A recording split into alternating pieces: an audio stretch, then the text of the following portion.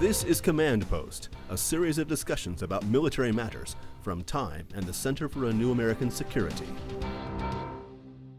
Brian, U.S. military has talked in recent weeks about the need to maybe take action unilaterally in Pakistan to stop this rash of assassinations that's going on.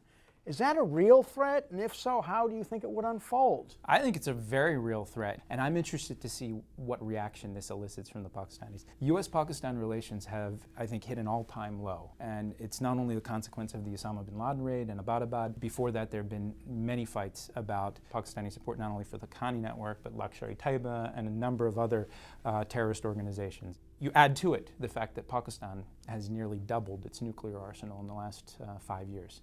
All of these things indicate that there's a lot that's going on inside of Pakistan that we're trying to wrestle with. My assessment is that the Obama administration has thrown the kitchen sink at this. They've tried everything, and we're not getting the responses that we had hoped. My worry is that, though I understand the intent behind these public condemnations, that it may not get the sort of response and cooperation that we need. Anyone who assumes in Congress or in the U.S. that we can just throw up our hands and walk away from this problem in Pakistan, they're fooling themselves. I think Brian is absolutely right that the issue in Pakistan is the primary security issue in all of South Asia. And I agree with Brian that we should use leverage where we have it. I would be surprised, however, if we succeed. The Pakistanis support the Haqqanis and the Quetta and Lashkar-e-Taiba for perfectly rational reasons. They are Pakistan's plan B. In the event that the United States project in Afghanistan fails, Karzai collapses, and they end up with chaos. As long as they are hedging their bets against American failure, what we are in effect asking them to do when we pressure them is to act against their manifest self-interest. And I think it's very unlikely that we'll have the leverage at our disposal that will be sufficient to make any serious dent in this. Okay, but this conflict, Steve, didn't start last year. We're now a decade in.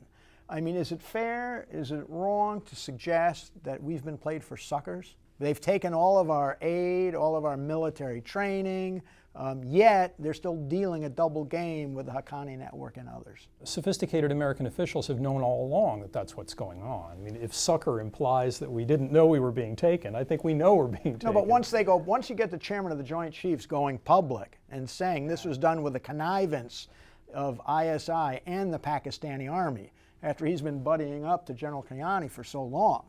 Well, but I think what this represents is a deliberate, conscious change in U.S. policy in the direction of ratcheting up the attempt to bring leverage to bear to get them to reduce the scale of their assistance. It's not that it hadn't occurred to us before that the Pakistanis were supporting these groups. It's also not like it hasn't occurred to us before that they're doing it for strategic reasons of their own. If it represents a belief on the part of the administration that they think they can end this activity, then I think they're being naive. My guess is what they're trying to do is they're trying to reduce the more egregious examples of it and return it to the kind of lower level chronic problem that it had been in the past. Yeah, I agree with that, and I think any notion of a reconciliation process inside of Afghanistan needs to have some form of a Pakistani buy-in. And right now I think we're heavily focused, as we rightly should be, on the immediate security concerns. And if there's clear evidence that our embassy or other military presence was attacked with the complicit support of the Pakistani establishment, we need to raise that as an issue. But strategically, we need to think through also what is the main point when we're engaging Pakistan on Afghanistan.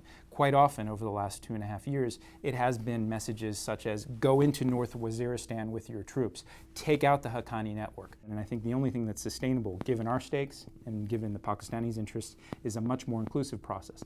All of that is easier said than done. It's hard to execute given sort of the fissures within Pakistan and inside their agencies, but I think we need to try a little bit harder on that front.